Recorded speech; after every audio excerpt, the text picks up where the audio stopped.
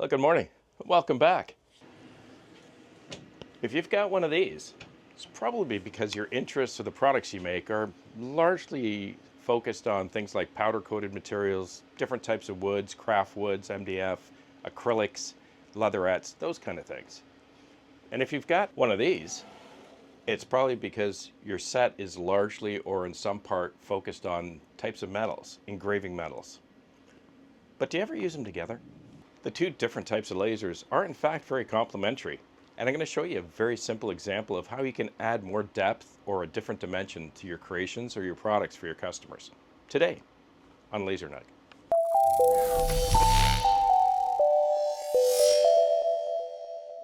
Thanks for sticking around. Inlays. We've done a number of different examples or videos in the past doing different types of inlay work, whether it's really beautiful cherry wood. It's my favorite wood, actually. It smells so nice and looks so good. We've done cherry inlays. We've done acrylic inlays on acrylic, acrylic on wood, wood into acrylic. So today, we're actually going to use a metal inlay on a piece of wood, and I'll show you how I do it. The Aurora LITE will engrave a number of different types of metals, but did you know it also cuts very thin aluminum? I'm looking at making a small plaque for a couple of my buddies up north. It's the end of firewood season, so I thought maybe I'd make something up for them for Christmas. So just for a demonstration today, I'm going to take a part of that sign to show you what I've done with it. We're going to use a little bit of TRUFLAT. This is the maple TRUFLAT. And we're going to take this simple standard product, which I've already tested through the Aurora LITE.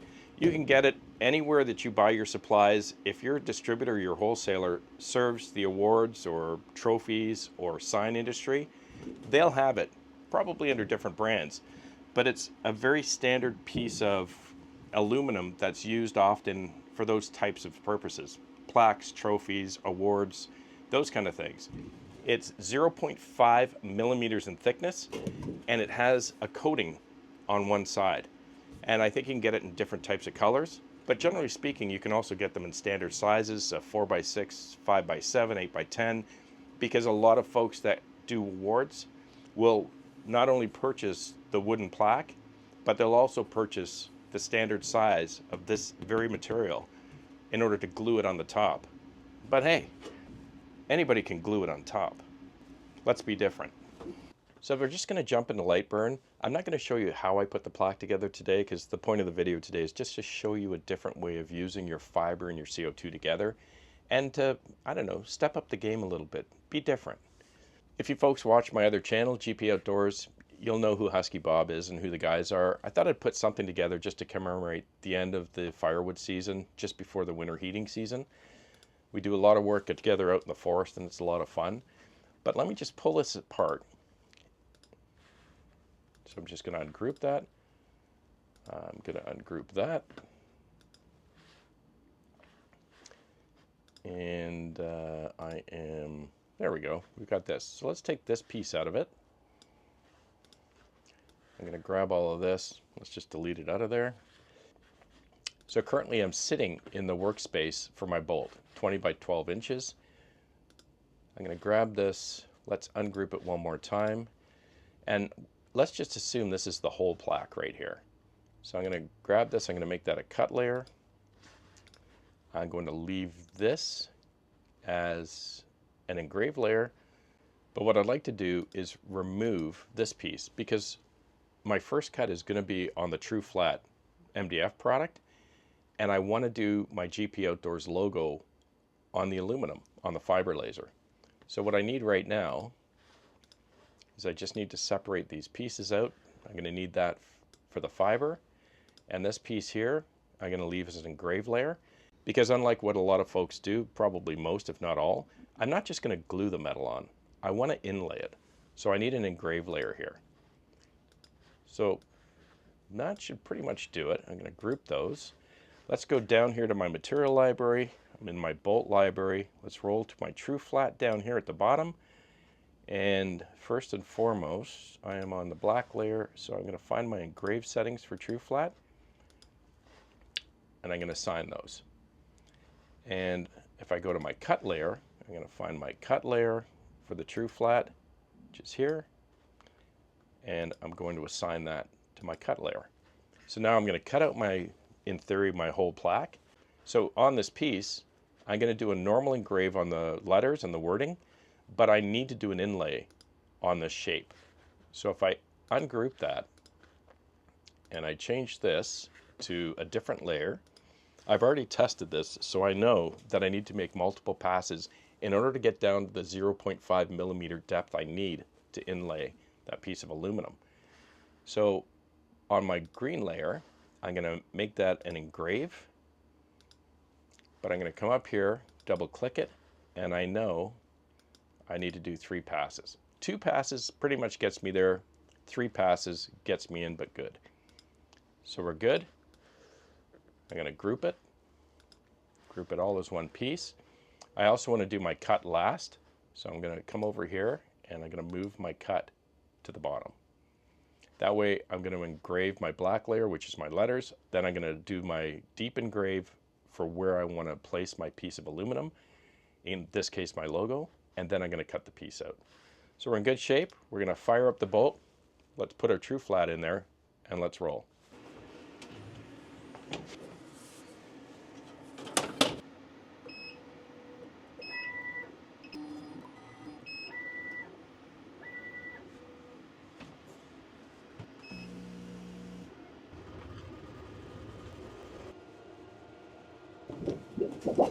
Hey, let me just break into the video for a quick second. See this sheet? I paid next to nothing for it. And as I've mentioned previously, whenever you're starting to design new products or creations or start to use new materials that you haven't used before, you're going to spend money on supply and materials trying to perfect the settings on your laser and the design work. If you've got a good relationship with your wholesaler or your distributor, I guarantee you that he has a whole lot of spoiled inventory sitting back in the warehouse with scratches and dents or damage to it that he can't sell. So before you order the sheets and pay full price, ask him if he's got any scratched or damaged sheets in the back. I guarantee he does. And he knows that you know that he knows that you know that he can't sell it.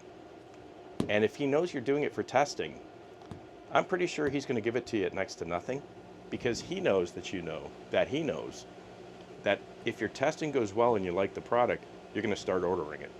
Plus, it gets it off his shelves, and in most cases gives him a little bit of revenue on what would otherwise be spoiled or lost inventory. Just a tip from your old buddy GP.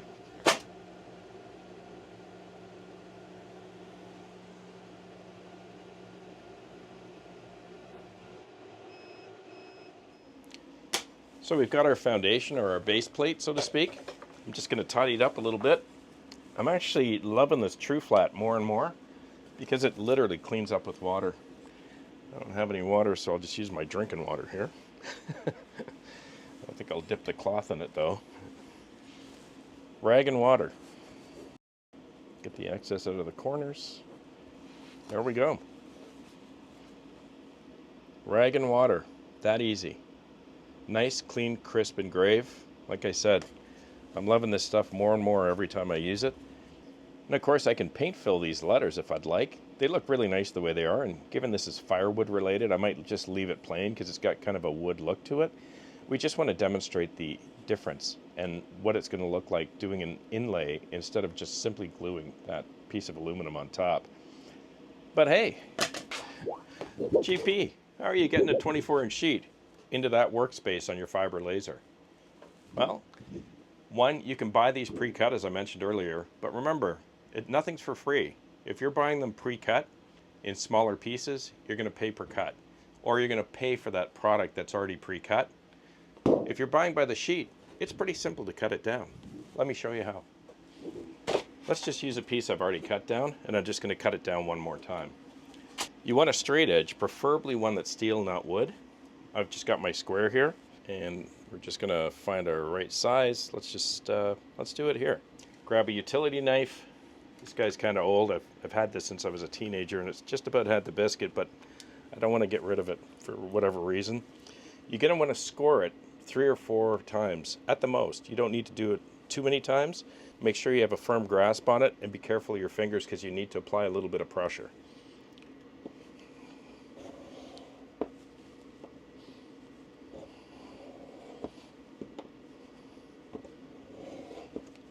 And one more for good measure. That's it. We've scored the piece, and because it's aluminum, put it on the edge of your table and snap it.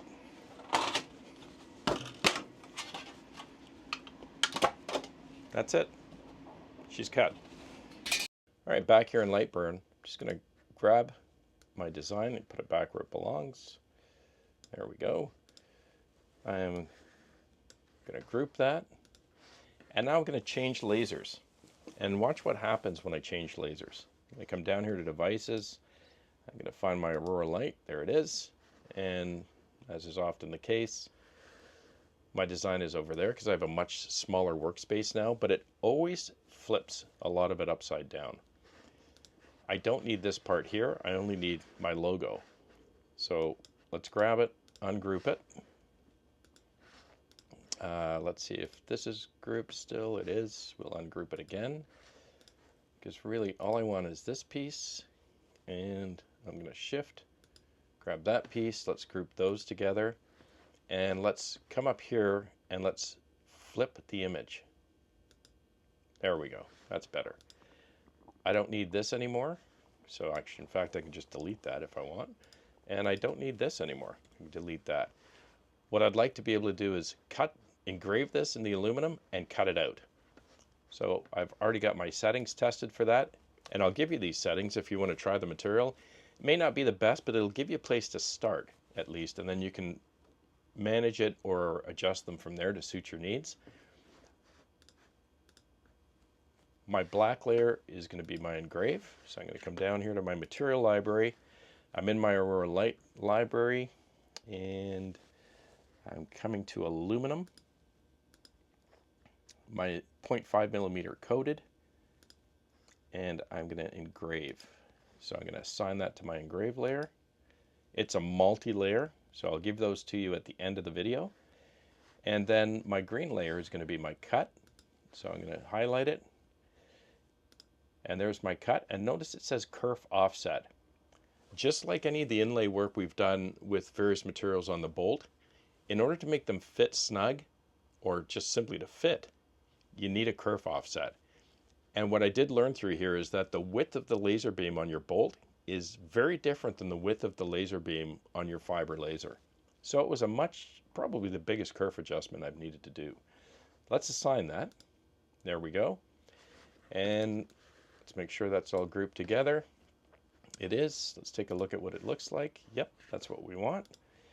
I'm going to grab this design, center it with a P, and let's fire up the Aurora LITE and send it over and frame it and get her done.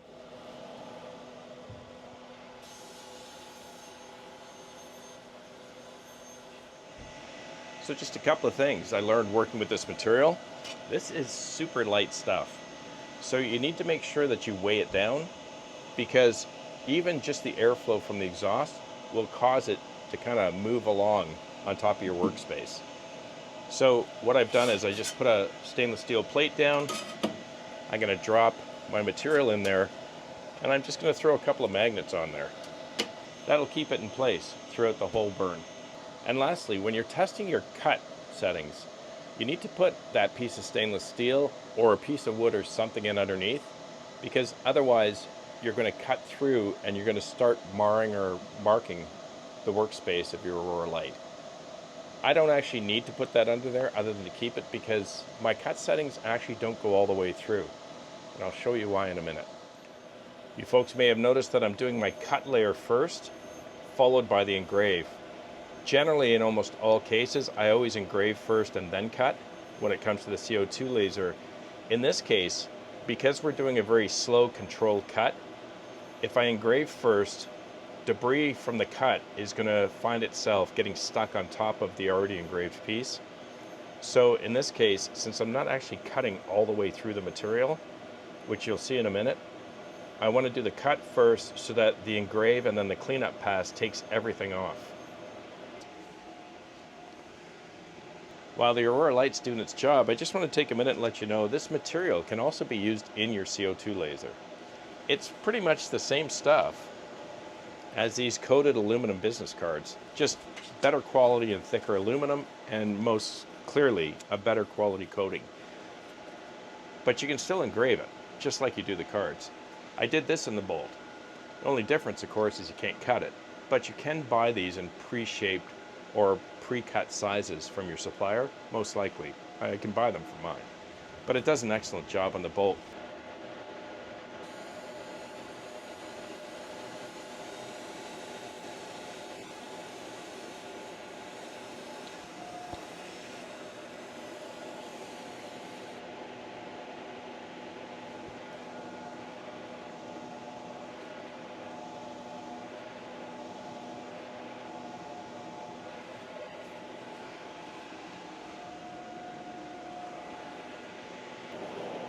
Alrighty.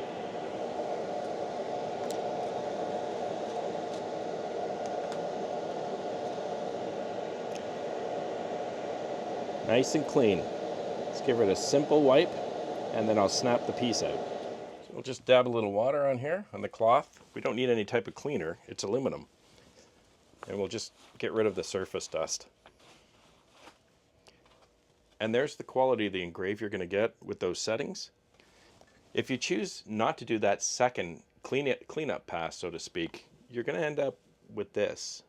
And I don't know if you can see it in the camera, but there's just a million little pieces of the coating which has somehow been heated up and re-adheres itself back to the aluminum, making it pretty difficult. Even with isopropyl alcohol, it's difficult to get them off. So that's why I want to cut first, then I'll do my engrave with that second, that multi-pass with a cleanup pass. And then I get this. How are we going to get this out? You'll notice you can slightly see the outline of the cut, but I didn't want to take it all the way through. Similar to how we snap the piece. And there you have it. And that, my friends, is a beautiful fit.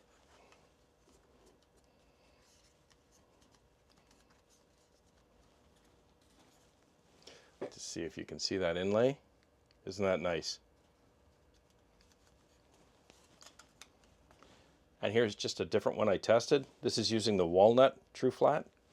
And once again, that kerf adjustment provides a nice, tight, level fit. So it fits right in just like one contiguous piece. So I'm going to grab some Star Bond because I'm using two different types of material, one that's porous and one that's not. And we're going to glue that piece into place. That looks really nice. Beautiful metal inlay.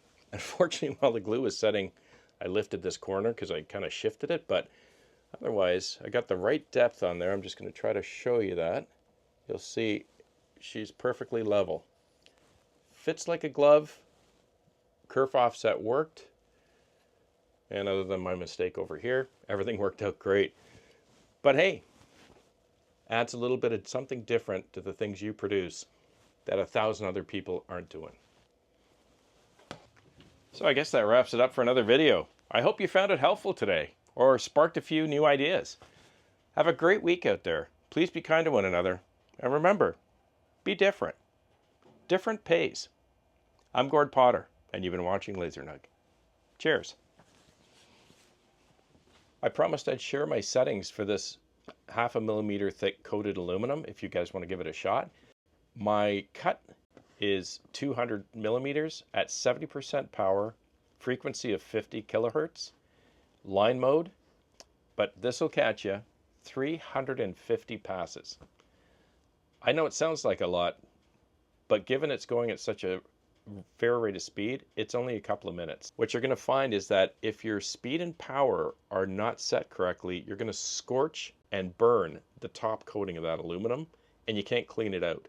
So you need to find a means by which to slowly cut that aluminum at a speed and a power setting that's not going to scorch that black layer. You'll see my kerf offset is negative 0.00885 inward. That's going to give me the correct offset to cut the piece smaller or small enough that it's going to fit into the inlay on my TRUFLAT wood. I have a multi-engrave here. On my first fill, I'm at 6,000 millimeters per second, 50% power, 60 kilohertz. It's in fill mode, and I'm at 1,000 lines per inch, one pass. Fill all shapes at once. I'm going to go to my second fill, and this one again is at 6,000 millimeters, 10% power, 60 kilohertz, 1,500 lines per inch at a scan angle of 45 degrees, one pass. This is my cleanup pass, and you're going to find that you most likely are going to need that cleanup pass in order to get it out nice and clean and save you time on trying to clean the piece manually after the fact. Give them a try, see what you think.